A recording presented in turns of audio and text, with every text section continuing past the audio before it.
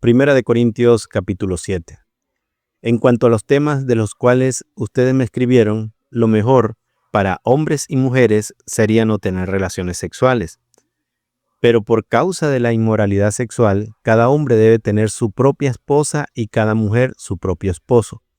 El marido debe cumplir el deber conyugal con su esposa, lo mismo que la mujer con su esposo.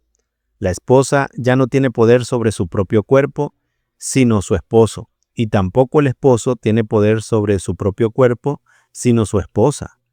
No se nieguen el uno al otro, a no ser por algún tiempo de mutuo consentimiento para dedicarse a la oración. Pero vuelvan luego a juntarse, no sea que Satanás los tiente por no poder dominarse. Aunque esto lo digo más como concesión que como mandamiento. En realidad, quisiera que todos los hombres fuesen como yo, pero Dios le ha dado a cada uno su propio don, a algunos de alguna manera y a otros de otra.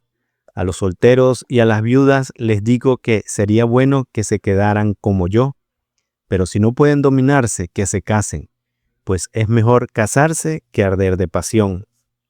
Pero a los que están unidos en matrimonio les doy este mandato, que en realidad no es mío sino del Señor, que la esposa no se separe del esposo, pero en caso de separarse, que no se vuelva a casar, o que se reconcilie con su esposo, de la misma manera que el esposo no abandone a su mujer. A los demás les digo yo, y no el Señor, si la esposa de algún hermano no es creyente, pero ella consiente en vivir con él, éste no debe abandonarla. Y si el esposo de alguna hermana no es creyente, pero él consiente en vivir con ella, tampoco ésta debe abandonarlo, porque el esposo no creyente es santificado en su esposa, y la esposa no creyente es santificada en su esposo. Si así no fuera, los hijos de ustedes serían impuros mientras que ahora son santos. Pero si el no creyente quiere separarse, que lo haga. En ese caso, el hermano o la hermana no están obligados a mantener esa relación, pues Dios nos llamó a vivir en paz. Porque, ¿cómo sabes tú, mujer, si acaso salvarás a tu esposo? ¿O cómo sabes tú, hombre, si al caso salvarás a tu esposa? De todas maneras, cada uno debe comportarse de acuerdo a la condición que el Señor le asignó y a la cual lo llamó. Esto es lo que mando en todas las iglesias. ¿Fue alguno llamado cuando ya estaba circuncidado? Que se quede circuncidado. ¿Fue alguno llamado sin haber sido circuncidado? Que no se circuncide. Lo que importa es obedecer los mandamientos de Dios y no el estar o no circuncidado. Cada uno debe permanecer en la condición en que estaba cuando fue llamado. ¿Fuiste llamado cuando aún eras esclavo? No te preocupes, aunque si tienes la oportunidad de liberarte, debes aprovecharla. Porque el que era esclavo cuando el Señor lo llamó, es libre en el Señor. Del mismo modo, el que era libre cuando el Señor lo llamó, es esclavo de Cristo. Ustedes han sido comprados por un precio, por lo tanto, no se hagan esclavo de los hombres. Hermanos, cada uno de ustedes debe permanecer ante Dios en la condición en que estaba cuando Él lo llamó. En cuanto a los solteros y las solteras, no tengo un mandamiento del Señor. Simplemente doy mi opinión como alguien que, por la misericordia del Señor, es digno de confianza. Ante la situación apremiante, soy del parecer de que es mejor que cada uno se quede como está. ¿Estás casado? No trates de separarte. ¿Eres soltero?